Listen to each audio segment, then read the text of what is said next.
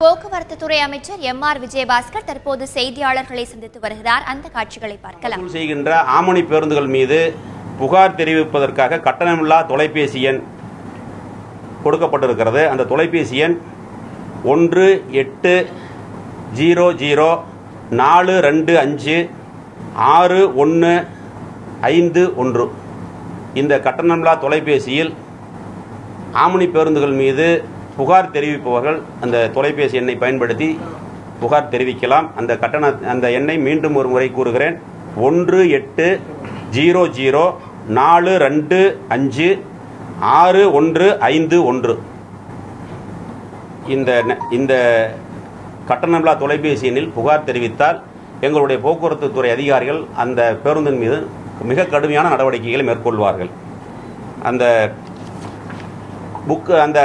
டிக்கெட்டுகளை முன்பதிவு செய்தவர்கள் 9ஆம் தேதி 10ஆம் தேதி அந்த கம்ப்யூட்டரில் ஆன் பண்ணி பார்த்தா பழைய அந்த தொகை அதில் அது குறிப்பிடப்பட்டிருக்கிறது. 11ஆம் தேதி மட்டும் அதிக தொகையை பயனாளரிடமிருந்து வசூல் செய்திருக்கிறார்கள். அப்படி அவர்கள் திருப்பி கொடுக்கவில்லை என்றாலும் புகார் தெரிவித்தால் அந்த பேருந்துகள் கண்டிப்பாக அந்த பேருந்துகள் மீது நடவடிக்கை எடுக்கப்பட்டு அவர்களுடைய பர்மிட்டர் கேன்சல் செய்வதற்குண்டான நடவடிக்கைகள் மேற்கொள்ளப்படும் என்பதை தெரிவித்துக் கொள்கிறேன்.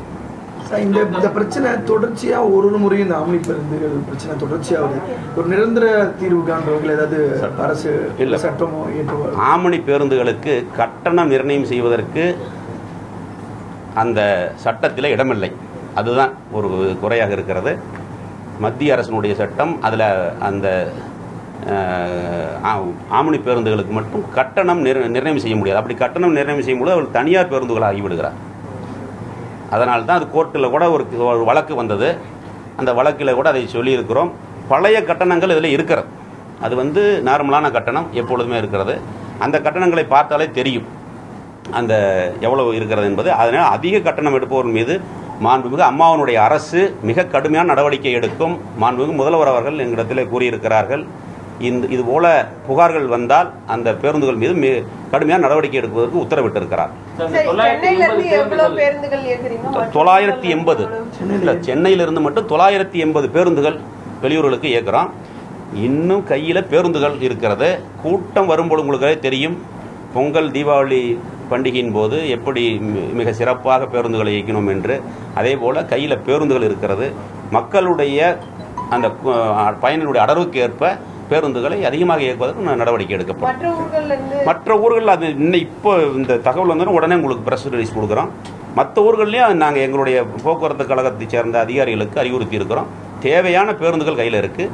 எந்த விதமான சிரமமும் இல்லாமல் மக்கள் அவர்களுடைய சொந்த ஊர்களுக்கு செல்வதற்கான நடவடிக்கைகளை மாண்புமிகு அம்மாவுடைய அரசு எடுத்திருக்கிறது. இதே போல இல்லை, இது ஒரு நாள் மட்டும். இது ஒரு நாள் மட்டும்ங்கிறதுனால கோயம்பேடு சென்னையிலிருந்து கோயம்பேட்டில் மட்டும்தான். சென்னையில் மக்கள் தொகையோட எண்ணிக்கை அதிகரிச்சிருச்சு. அதுக்கு ஏற்றால் போல் பேருந்துகளோட எண்ணிக்கையும் இல்லை. இருக்கிற பேருந்துகள் முறையாக பராமரிக்கப்படுவதில்லை. இதன் காரணமாக பேருந்துகள் புகை கக்கிக்கிட்டே போகிற மாதிரி ஒரு சூழ்நிலை இருக்கு. ஒரு சுகாதாரமற்ற ஒரு சூழ்நிலை சென்னையில் நிலவுதான் இருக்கு சார். அரசு பேருந்துகள் கரும்புகை கக்கி கொண்டு தினமும் சென்று அது பழைய பேருந்துகள் அது மாதிரி இருக்கிற பேருந்துகள் நிறுத்திட்டோம். இப்போ பேருந்துகள் ஒவ்வொரு பேருந்து நிலையத்திலும் குறைந்தபட்சம் ஒரு 10 பேருந்துகள் அது மாதிரி இருக்கு. பேருந்துகள் அது ஒவ்வொரு பெட்டியிலையும் சொல்லியிருக்கிறோம். 2000 பேருந்துகள் இப்போ கால்பார் பண்ணிட்டோம். வரும்போது அந்த பேருந்துகள் மாற்றி எடுத்து இப்போ வர்ற பேருந்துகள் நல்ல முறையில் அந்த கூண்டு கட்டுவதற்குண்டான நடவடிக்கைகள் எல்லாம் மேற்கொள்ளப்பட்டிருக்கிறது. அதுக்கு வாரண்டி எல்லாம் கேட்டிருக்கிறோம்.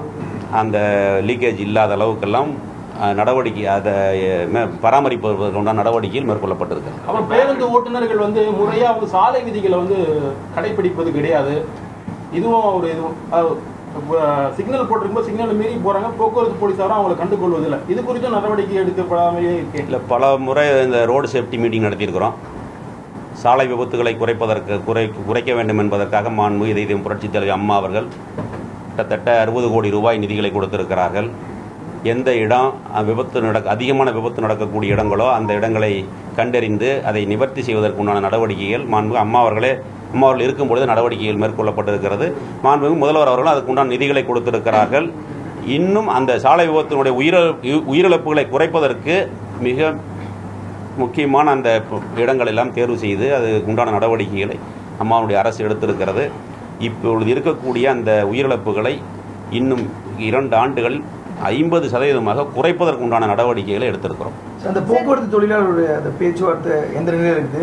அப்புறம் அந்த பழைய பெண்டிங்லாம் இருக்குதா? அது என்ன பிரச்சனை போயிட்டு இருக்கு? இறுதி முடிவு ஏற்படும் சொல்லி குறிப்பிட்டிருந்தீங்க. அடுத்த கட்ட பேச்சுவார்த்தை எப்பொழுது? இன்னும் ஒரு சிலதை கேட்டுக்கிட்டு இருக்கிறோம். நேற்று கூட எங்கள் அதிகாரிகள் அதை பேசியிருக்கிறாங்க.